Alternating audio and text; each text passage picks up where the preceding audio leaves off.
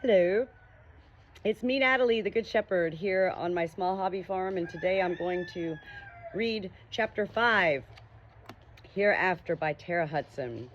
This is a really good book so far. Amelia and Joshua. Joshua nearly drowned in a, automobile accident that went into the river, and Amelia is apparently dead. And he saw her, and now he's wanting to talk to her, and he's the only one who can see her. It's getting good. Chapter 5.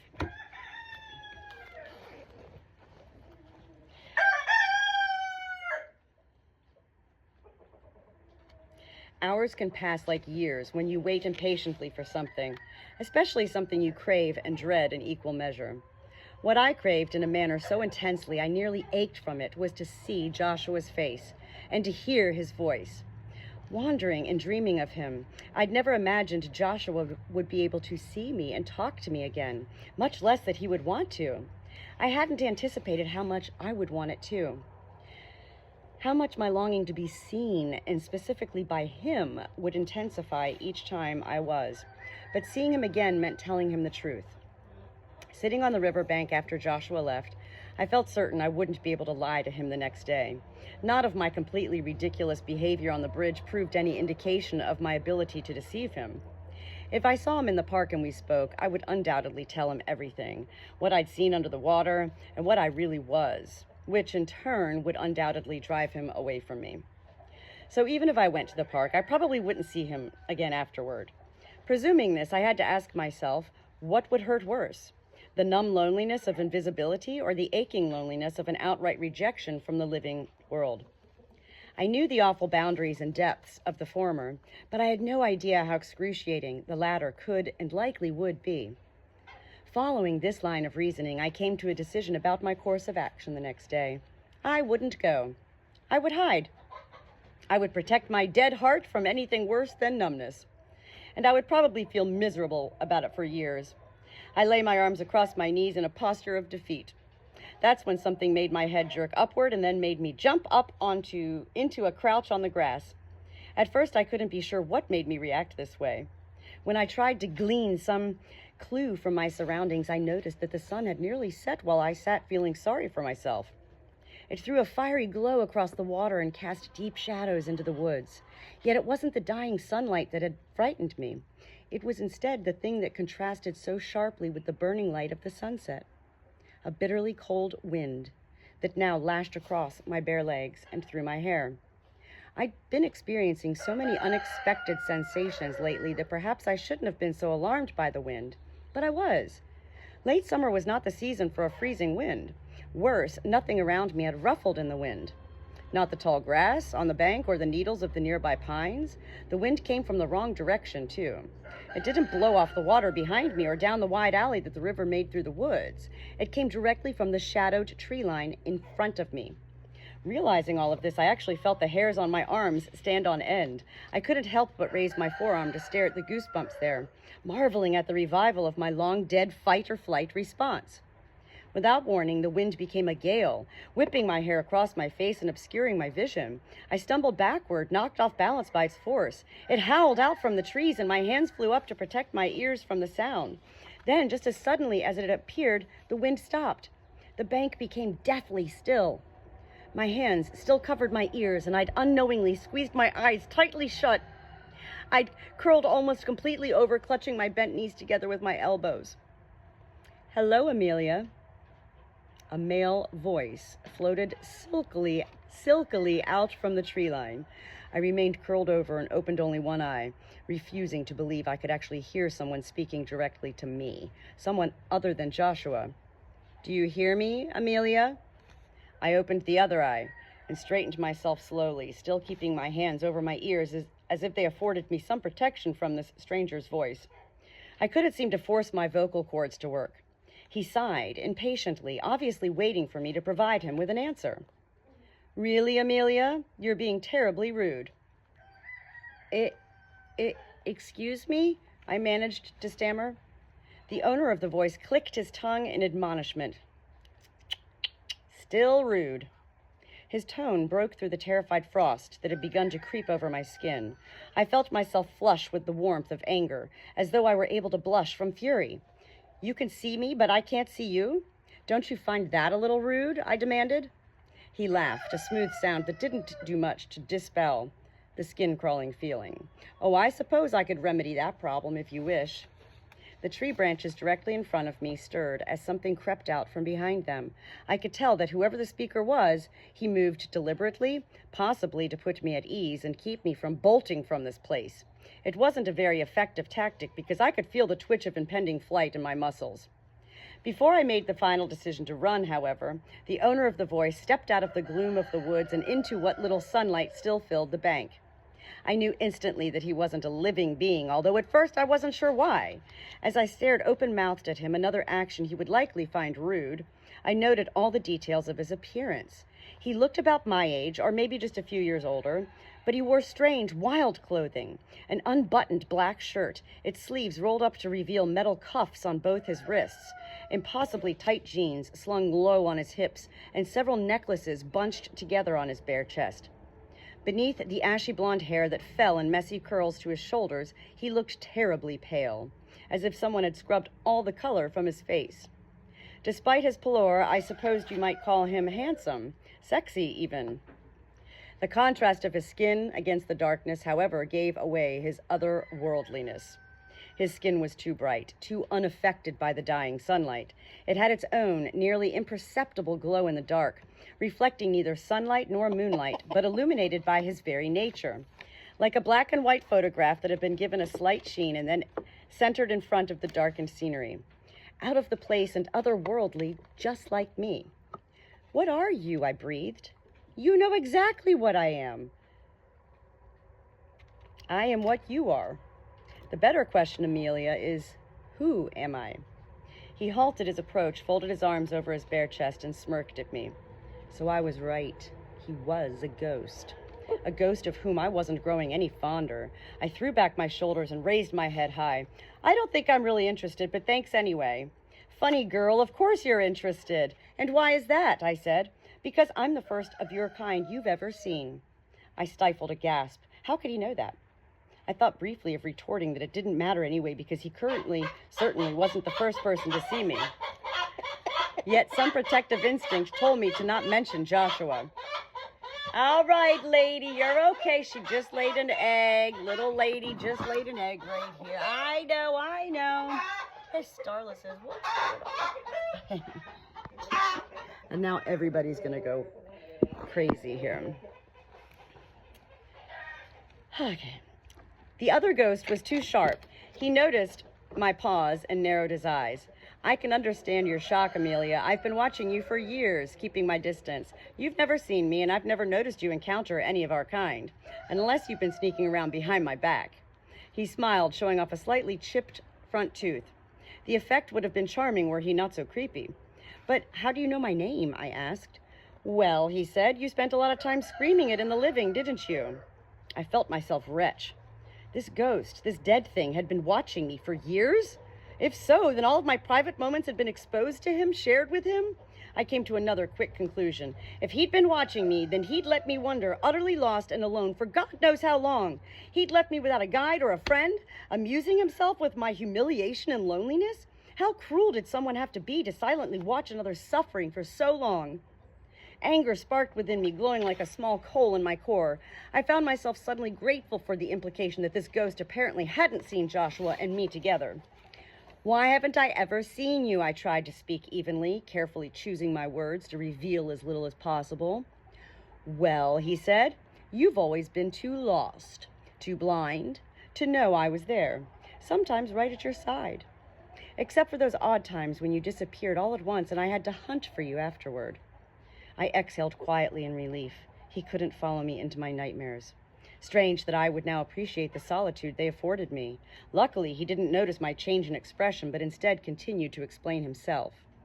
"You have to know, Amelia, it was quite the momentary surprise to see you turn around tonight.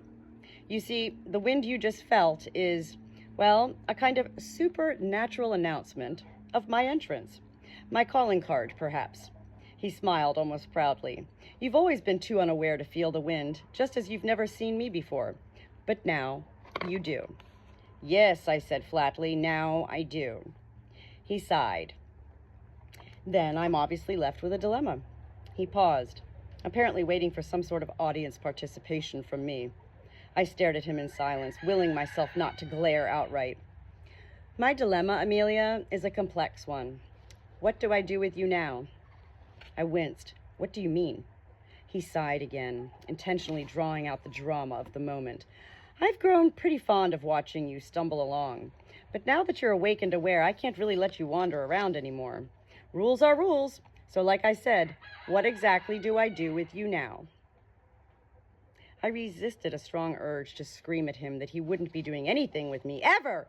Now, I wasn't the least bit angry that he hadn't pulled me from the fog and explained my nature to me. I had nothing but a foul taste in my mouth at the very thought that he'd been so near to me at all. Instead of expressing these thoughts, however, I responded quietly and calmly. What's your name? In life, my name was Eli. And in death? I couldn't hold back the trace of scorn in my voice. Eli will do just fine, he said. I think I have a solution to your dilemma, Eli. Wonderful. Would you share it with me? Well, Eli, the way I see it, I can feel that wind now. It's not one of those things you can easily hide, is it? I smiled sweetly, but tried hard to make sure my derision was as thinly veiled as possible. So it stands to reason that you won't be able to watch me unannounced anymore, right? Eli frowned deeply. I could tell he had no glib reply, no way to circumvent my logic. Instead, I shouted a silent cheer. Apparently, there were no loopholes that might allow him to continue to watch me unseen. After a long pause, Eli sighed and smiled. I could have been imagining it, but his smile looked much less cocky than before. Yes, Amelia, you're right. You'll always be aware of my visits from now on. Great. Since we've got that settled, I'd appreciate it if you'd limit those visits from now on, too. A shadow seemed to pass over his face. What are you saying, Amelia? I'm saying that I know what you can do with me, Eli, I said, faking a bright grin. And what you can do is leave me alone, permanently. Instantly, Eli's frown deepened and lifted the curl of his lip until he looked like an animal baring his teeth. I half expected him to growl, and involuntarily I flinched. He obviously read the fear in my reaction because his sneer widened into a sharp grin. He looked no more pleasant for the change. As you wish, he murmured. And miraculously, he spun around to leave, stomping through the pine needles piled upon the ground. But before he crossed into the tree line, he stopped and turned around to face me. He folded his arms over his chest, the wicked grin still plastered on his face. I won't follow you again, Amelia. There's no point, really. Eli lowered his head to stare up at me, his eyes hooding over. But you'll come find me soon enough, I can promise you that. You have no idea what we are, what you are. But I do. So I'll simply leave you with a warning. A little taste of the place where you truly belong. The place where you'll eventually be trapped now that you're awake, if you don't seek my help. As Eli uttered the last few words, I felt a sudden chill, sharper and more piercing than any I'd felt before. Unlike the wind announcing Eli's arrival, this cold wasn't directed or brief. It was all around me, as if the temperature on the riverbank had instantly dropped at least 30 degrees. I gasped from the shock of it, and my breath puffed out visibly in front of me. I was so transfixed by the chill that I almost didn't notice when my surroundings began to change too. Before I understood what was happening, the riverbank darkened. Within seconds, it appeared as though the sun had disappeared entirely, taking it with it all the light and color. At first, I thought the bank had plunged into total darkness, but that wasn't right at all. Everything around me had become a cold, deep gray everywhere I looked. I stared back at Eli, who seemed perfectly at ease in this new environment, his arms still folded casually across his chest. In the charcoal darkness, his pale skin looked brighter, even more unnatural. Where? My whispers couldn't shape themselves into real questions. In response, Eli chuckled darkly, but didn't answer. He stared intently at me for a moment longer, and then his eyes began to dart to my right and left, as if seeking something beside me. Without thinking, I turned to catch a glimpse of whatever seemed to have distracted him. That's when I saw them, the clusters of strange black shapes moving along my peripheral vision, like enormous moths or shadows twisting and flitting just outside my line of sight. I whipped my head from one side to the other, trying to get a solid look at them, but each time I turned my head, the shifting black shapes would move with me and out of sight. I whirled around completely, turning my back to Eli and facing the river, and in that moment I forgot all about the shapes still dancing at the edge of my vision. Only minutes ago, a normal river had drifted behind me, greenish and brown in the late summer sun. Now, even in the gray darkness of this place, I could see a dramatic change had overtaken its waters. Something floated in this version of the river, but certainly nothing as benign as water. Between the banks of the new river, a thick liquid moved past me. It looked like tar, so inky and black that I could barely see the signs of movement along its surface. It did move, though, drifting sluggishly toward High Bridge. Slowly, I turned my head toward the bridge, but before I could take in its new form, I found my attention riveted to what lay beneath it, to the place where the dark river seemed to lead. There, beneath what may or may not have been High Bridge, an enormous blackness gaped. If it were possible, this expanse was even darker than the gray riverbank, darker than the river itself. The top of the expanse brushed against the underside of the bridge, and the bottom of it pawed at the water and the nearby shore line. Peering into the darkness, I couldn't see an end to it. I couldn't see one speck of light in all that black. It was the darkest point in an already dark world. It almost seemed to pulse beneath the bridge, as if it were some living, breathing beast waiting for something. For me, maybe. I managed, with great difficulty, to pull my eyes away from the chasm beneath the bridge and stare down in horror at my feet. My toes were inching off their will toward the river, drawn by some unseen force to the water. With no small amount of effort, I yanked my feet away from the river's edge. I whirled back around to Eli, truly scared now, more scared than I'd ever been before. "Where am I?" I finally managed to ask. "Do you really want to know?" he whispered, his eyes glowing with what could only be malicious delight.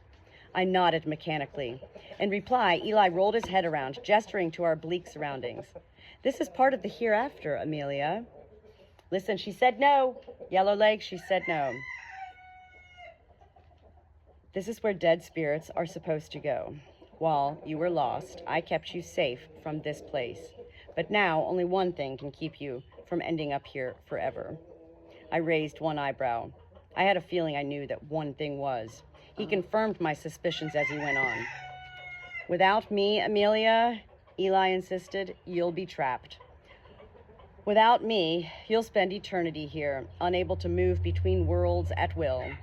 So now you see why I know beyond any doubt that you'll seek me out again. All you have to do is call for me on High Bridge. And you will. Soon." Despite the terror crawling over every inch of my body, I rankled at Eli's words, at his implication that I needed him, that I couldn't avoid this foul place without him. Even now, I had enough sense to suspect his motives and to remind myself that this dead young man hardly resembled my concept of a guardian angel. I straightened my back as much as I could and met his gaze squarely. "We'll see, Eli," I murmured. "We'll see." Now, it was Eli's turn to raise an eyebrow. Obviously, he hadn't expected this small display of courage. Instead of reprimanding me, however, he gave a final, amused nod and spun around once more to disappear into what used to be the woods. If sharp, cold winds announced Eli's arrival, then the opposite evidenced his departure. For a long second, it felt as though a vacuum had sucked away everything, including the cold wind. I didn't feel anything. No chill, no gale, not even myself. I'd never felt so numb in my entire existence. I choked, clutching my hands to my throat. Then, almost as quickly as it began, it was over. The soft greens of the riverbank shimmered and reappeared around me, and the late summer air swam gently back into my lungs. Gasping, I collapsed onto my hands and knees on the grass. Chapter 5. We didn't see Joshua today. We just met Eli, though. Here's a new character to add, you know? Adding new characters. Eli. Let me write that down. Everybody was good here. Thank you to my little tribe here on the farm. I love everybody. I love my life. I love reading. And I love sharing. And now it is time to get carried on to the rest of our day. Lots of coops to clean, eggs to collect, scramble some eggs for the flock, go to the feed store. Oh no, my birds just got out of their little coop. Oh no, Jackie, you don't want to leave, Jackie. I don't think so. Tomorrow we'll do chapter 6, Hereafter.